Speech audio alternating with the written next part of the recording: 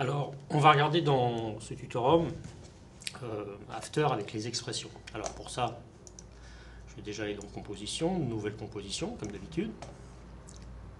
Je vais faire une composition, on va partir du PAL. Alors peu importe, hein, ça marcherait pour n'importe quel format. Et ici, je vais mettre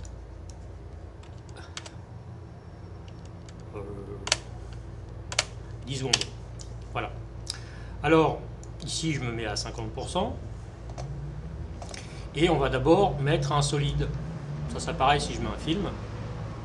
Ici, je vais mettre un solide, noir, 720 par 576, à la taille de la croix. Voilà.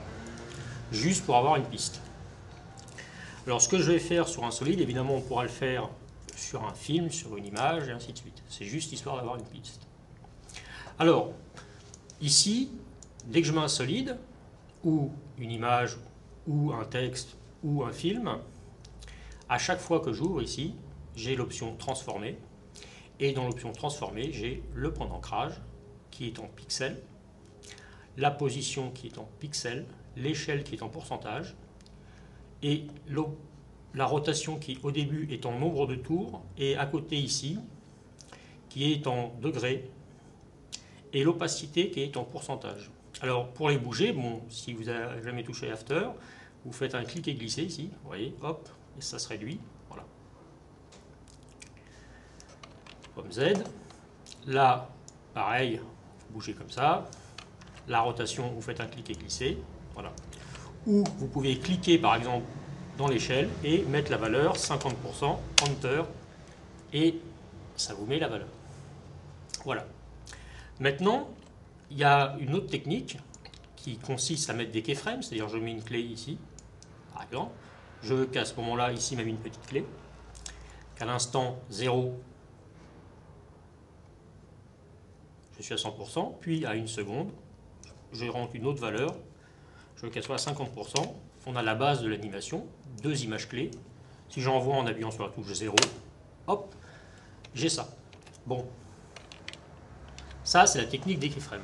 Dans After, on a la possibilité de le faire en programmation avec un langage. Le langage, ça ressemble à du JavaScript. Alors pour faire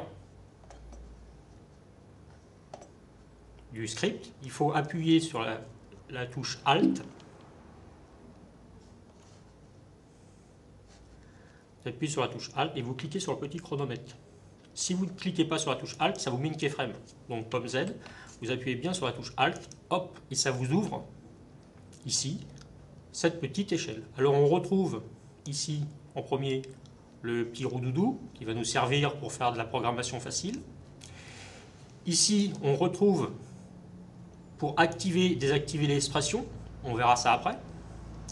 On retrouve pour afficher le graphique, c'est-à-dire les courbes de notre expression. Ben là, il n'y en a pas, donc il ne risque pas d'en avoir. Et ici, vous avez une petite flèche qui vous donne toute la syntaxe des expressions.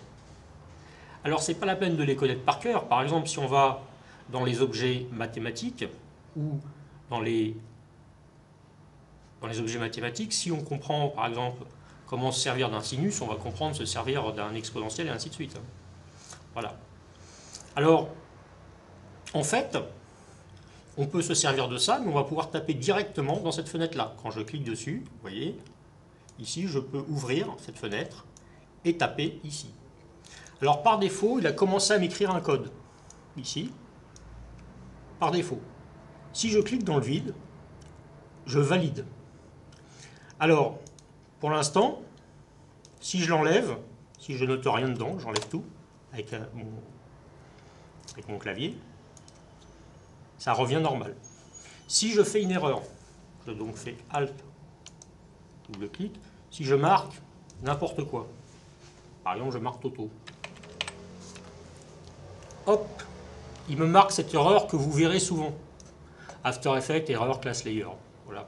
Souvent vous aurez cette erreur au début, c'est pas grave, vous faites OK, et vous voyez ici, il y a un petit icône, indique que l'expression appliquée a une erreur, et ici, l'activer l'expression, pour pas que ça bug, bah, il vous coupe l'expression, pour pas que After se mette à mouliner dans le vide.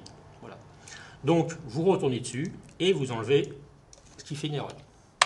Donc voilà. Voilà pour l'instant. Donc, Pour l'instant, entraînez-vous à faire Alt-clic. Alors évidemment, je peux faire Alt-clic sur l'échelle, puis Alt-clic sur la position, puis Alt-clic sur le point d'ancrage. Je peux mettre des expressions partout. Voilà. Donc voilà.